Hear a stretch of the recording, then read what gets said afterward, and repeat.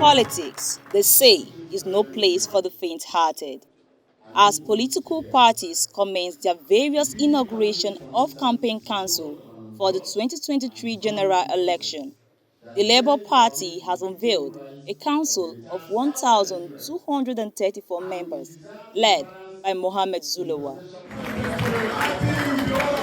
At the unveiling ceremony, which took place in Abuja, the Director General of the Obi Dati campaign, Doyin Okupe, said Peter Obi's presidential movement is fueled based on his record, personality, visions and promise.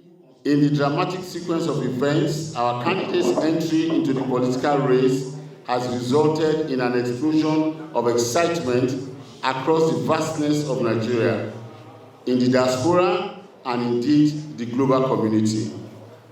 This has been lovingly and organically expressed in his overwhelming acceptance by the people of Nigeria through the robust and endearing presentation of his record, personality, vision, policies, and promise. Addressing the gathering, Doyin disclosed that the Obi's presidential movement in 4 months have been acknowledged as the biggest political mobilization in the history of Nigeria. In just about 4 months only, this organic and massive structured movement, consisting of Nigerians from all walks of life, from varying backgrounds and circumstances of life, from the young and not so young, from professions, vocations, and occupations of all variations, and from every region, nook and corner of the country, have set a record in political mobilization, in organization, loyalty, not experienced in recent history of Nigeria. Meanwhile, popular veteran actor Kenneth Okonkwo, who was also present at the ceremony, gave various reasons for choosing Labour Party. Well, first of all, Labour represents the people. Labour represents the farmers, the students, the professionals. Labour represents every working class in Nigeria. And now, it's a social welfarist party. And then it has it in its objective to create a new Nigerian personality that will be patriotic, altruistic, transparent, and committed to due process and rule of law in governance, in industry, and in all spheres of national life. And this is what we need now. We need a new Nigeria. And Labour Party has it as its constitutional provision to provide a new party, to bring rapid technological and technological advancement and scientific advancement in a very short while, to bail Nigeria out from its underdevelopment into becoming an industrialized nation. He, however, advised Nigerians and his fans to vote responsive leadership in order to bring about a new Nigeria.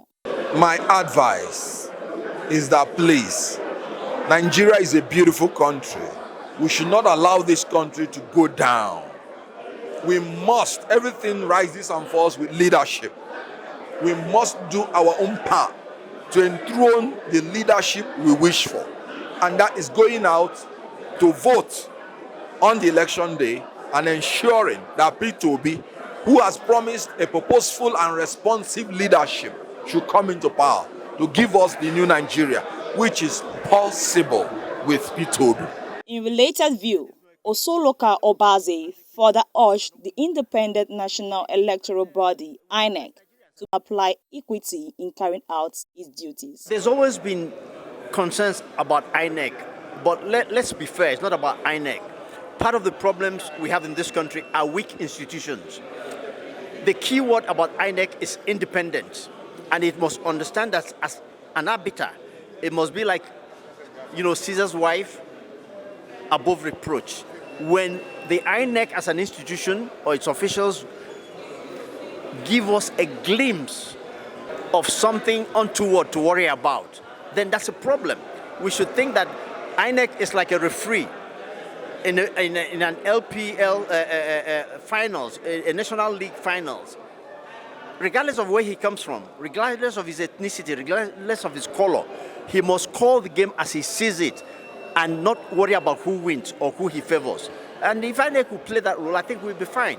As the Labour Party unveils its council members of 1,234, it clearly shows that the forthcoming 2023 presidential election is going to be a battleground for all parties. I am Ibisi Mary, reporting for Atlantic TV.